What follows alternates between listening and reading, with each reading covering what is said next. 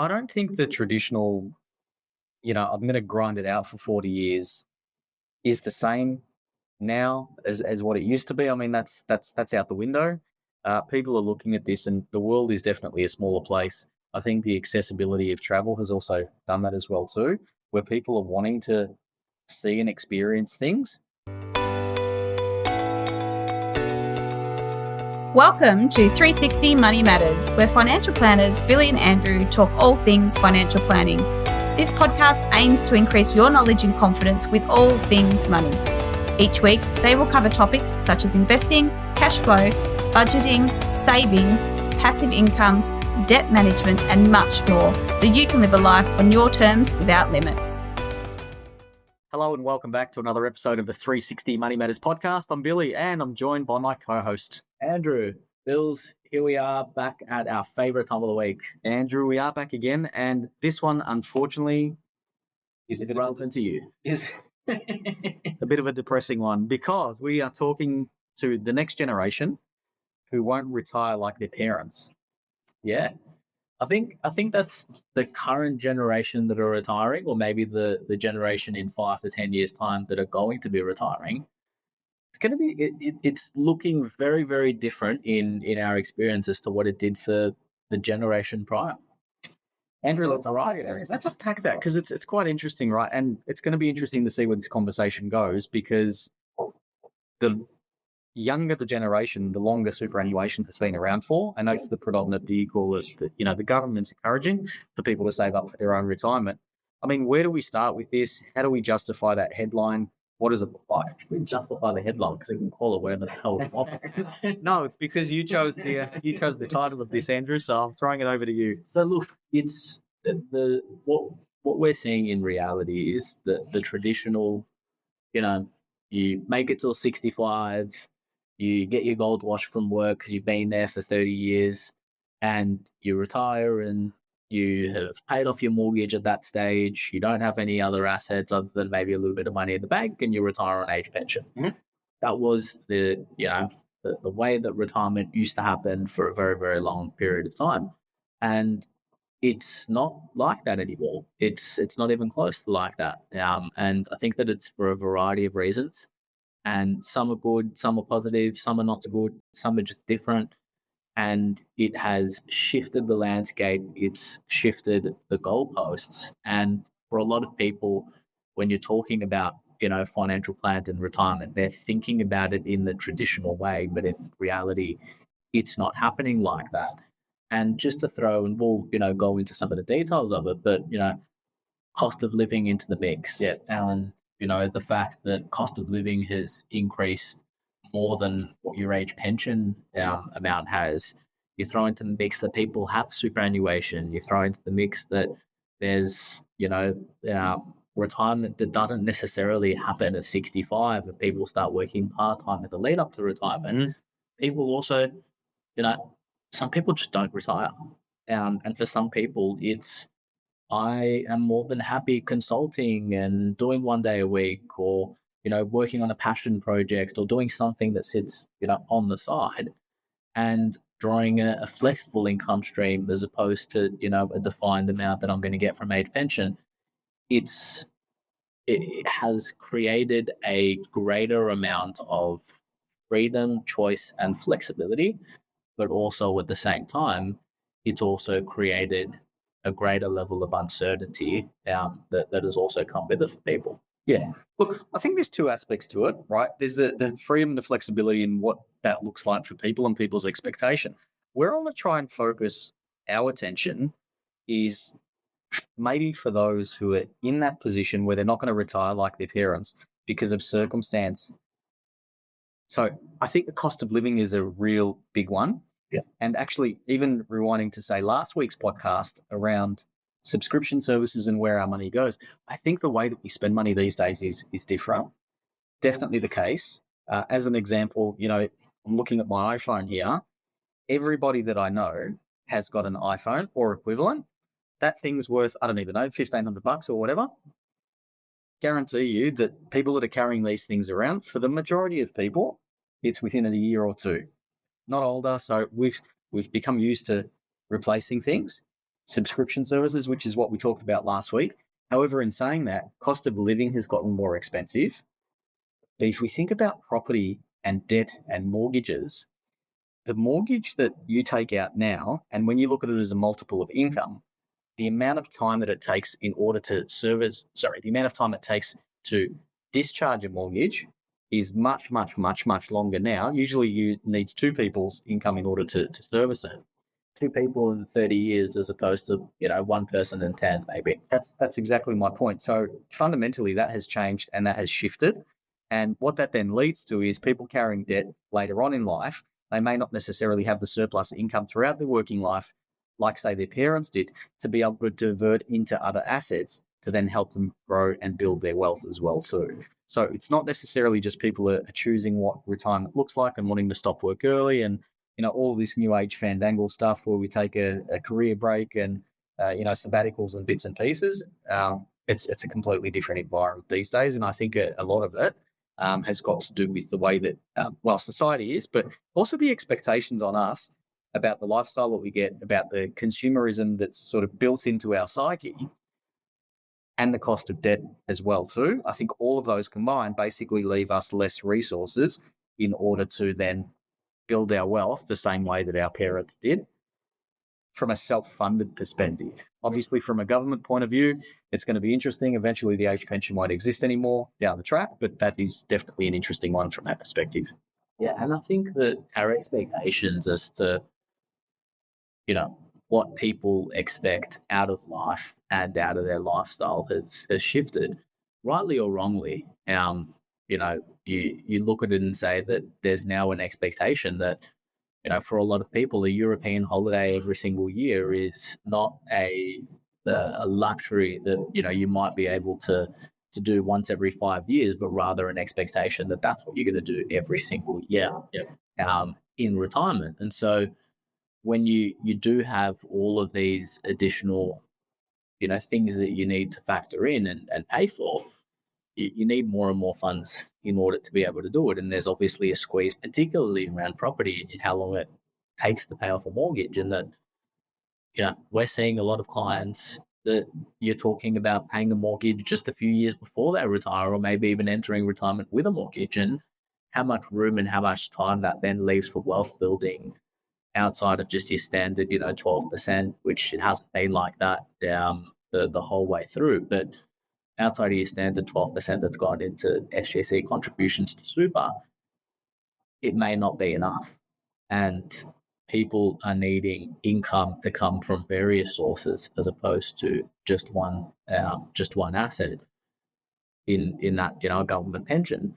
And those, or that uncertainty and the level of contribution that go towards it in order to be able to live. If you're retiring at 60 and you're talking about, retirement age currently, or, people on average living till their mid-80s now, what that's going to do with the advancement of technology, and all of a sudden maybe, your mid-80s is when you're passing away, maybe it's your mid-90s. Now you've got a 10-year time period. That's a 30% increase in how long you need to make sure that your assets survive before.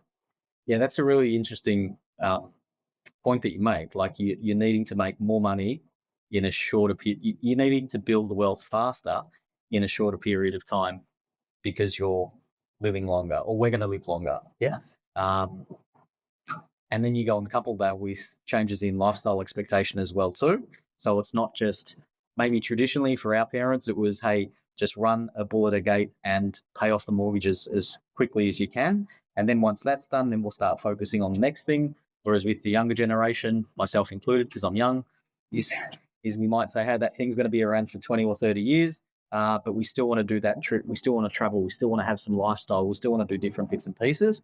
I think it's changed fundamentally, and it's becoming more and more difficult. And I think the expectation moving forward for younger people is that it's not going to be the same as what their parents had it. And this is also a good opportunity to beat up on the government as well, because we never miss a chance to do that, Andrew, is the changes that the government are constantly making to absolutely everything. I think the boomers had it really well. The younger generation and generations thereafter aren't necessarily getting the same opportunities as what they had. Yeah.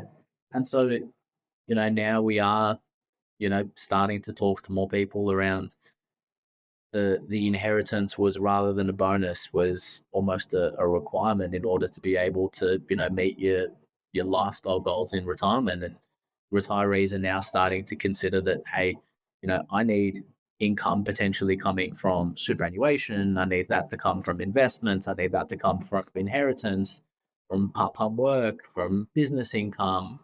And you need to do more with less, and you need to be far more disciplined in how you actually achieve that. Because traditionally, that was almost taken care of for you when you didn't necessarily need to make those decisions yourself. And so, yes, with the flexibility that afforded people, it's also created more complexity. Yeah. Yeah, and I think ultimately society has changed in terms of our expectations from life and our career and what that looks like.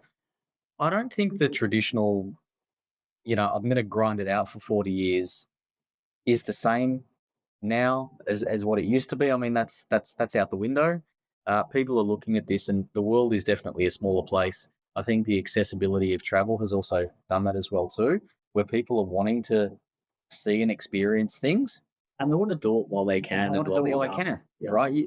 What's the point in seeing all of these beautiful places in the world if you can't actually get out there and move around or walk around or experience those things because you're too old, right? So traditionally, you might wait until you're retired before you go on those beautiful European vacations and all that sort of stuff, right? The people are looking at it now going, hey, I don't want to wait until then. I want to be able to do it when I'm young. I've got to kick the bucket early. Well, there's also that as well too. Yeah, there's also that as well too. Andrew, what role technology and AI in all of this plays? I mean, I think technology has meant that people can work and stay productive for longer without necessarily impacting their lifestyle to, the same degree. And what I mean is, work from home has become a normality. And particularly someone who maybe now has some experience, has been in the industry for a long period of time, they do have the ability to consult and work 1 day a week as opposed to coming into an office, full-time job, 9 till 5. Now, they can log on at, different hours that suit them, and employers are being more flexible with it. And so there's also an economy where your physical input, and what I mean by that is, physical strain in doing the job, isn't as large, and a larger portion of the economy is working in, a role where you're not necessarily relying on your body's physical ability, but rather your cognitive function. So it does mean that people can work longer, and that has an impact not just in the here and the now. Now, when you are talking about finances, so when someone is, let's say, extending their working career or delaying the time in which they need to start drawing down on those assets, it means that assets are invested for a longer period. And what I mean is, let's say someone is earning, we're going from full-time work to part-time work, and they're extending their working career for another 5 years. Well, that means that that's 5 years that you may not contribute to your investment because you say, I'm only covering enough to be able to just live my lifestyle.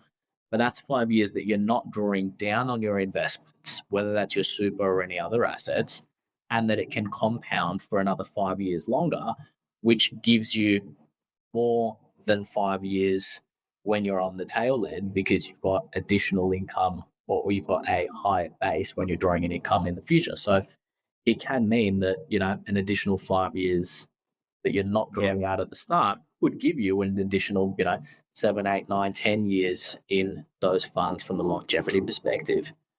Now, so people are working longer into their 70s more commonly, and sometimes it is out of choice, and that's a really beautiful scenario. We're talking about what I'm talking about in this case, but unfortunately, sometimes it's out of necessity, and sometimes it's I've got a mortgage that I need to expunge, and my only option is to continue working. And those are the instances where it's not great, and hopefully you're planning for it a lot earlier. because that's the only way to be able to avoid those situations. Yeah. Andrew, just changing tact a bit. I mean, we've seen a lot of talk in the media, and we're seeing it in our business and stuff like that, where we're seeing this generational or intergenerational shift of assets, right? So I think there's going to be winners and losers out of that. So let me explain, right? So we're seeing, as people get older and they pass away, they're obviously passing on their estate and inheritance to their children. So for adult children who are receiving large amounts of money, I think you might look at it and go, okay, this is going to accelerate whatever it is that I'm doing. Maybe it means, I can pay off my debt faster. That then means I can finish work earlier. It means I can contribute more to super. So what that does mean is maybe they achieve, and we are talking about retirement here, they can achieve the retirement they want sooner. Yeah.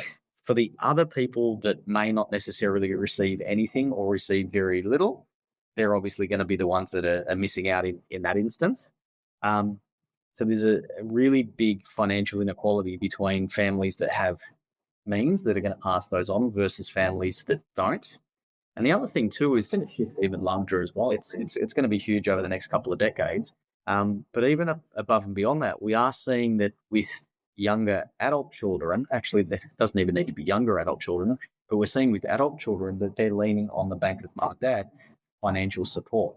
Yeah. So what ramification and impact does that have for them? And then when they have children, sort of kicks down the line as well too. So I think that, the point that we're trying to make here with this one is that it's dependent on your situation as well too. And it could be positive. I guess if your family have got money, you're going to receive it, inherit it, because that's a net positive. Whereas if it's not, obviously then that's that just is. Yeah. From that perspective as well too. And so I think that the big takeaway in all of this is that, yes, people are going to be retiring differently. Mm-hmm. Yes, there is going to be, more complexity, and the questions that we hear every day are, am I going to be okay? And, when can I retire? Those questions need a little bit more digging than in order to find the answer out to. Then you kind of, you make it till this age and you start drawing X amount of income down.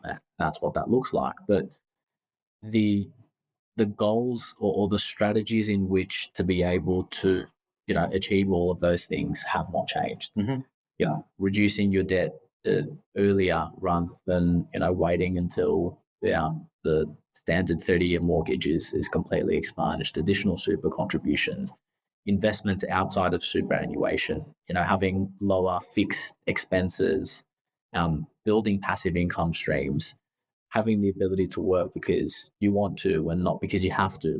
Those are all of still the same things that will get factored into a financial plan, but it's more about, okay, well, how is this relevant to you? And what are the things that are important to you when you're starting to build out those strategies? And what does that time frame and that goal actually look like? I think you've just summarized a really big or good business case in order to get advice, because these are complicated issues and I don't think people can solve them by themselves. And I think, flying our own flag as well too here, there's some big challenges that people are facing moving forward with all of the complexities and all of the added pressure and strain associated with just living.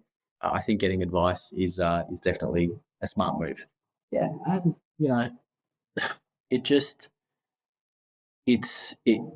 things can seem like they're insignificant at the time. And going back to, our earlier podcast and the podcast from last week, we're talking about, subscription services and debt 9,000 cuts. Like, it all starts from there. Like, your cash flow and your budget determines what your spending, floor is, which is going to determine what level of income you need in retirement, but it's also going to determine your capacity as to what you can do from a, savings and investment and growth, in here and now. And it all comes down to those small, minute details around your cash flow that are going to determine success and failure in this. Andrew, well said. Absolutely, Gills. Thanks again for another great podcast. Thanks, Andrew. To our listeners and our viewers, hopefully you've got a whole heap of information and value out of the podcast as well too. As always, if you enjoyed that, please like, subscribe, share with family and friends. Andrew, thank you. Thanks, Bills. Details are in the show notes. If anyone wants to receive any advice or has any questions to Billy and myself, we'll look forward to catching you on the next one. Thanks, Bills. Thanks. Thanks for listening today. If you have any questions on what we talked about or would like to have a chat about your money journey, visit us at 360fs.com.au. The information in this podcast is general in nature and does not take into account your personal objectives, financial situation, or needs. It is not financial, legal, or tax advice and should not be relied upon as such. You should consider whether the information is appropriate to your circumstances and seek professional advice before acting on any of the information provided. Past performance is not a reliable indicator of future performance. This information is provided by Billy Amiridis and Andrew Nicolaou of 360 Financial Strategists Pty Ltd, authorized representatives and credit representatives of Akumin Financial Planning Pty Ltd.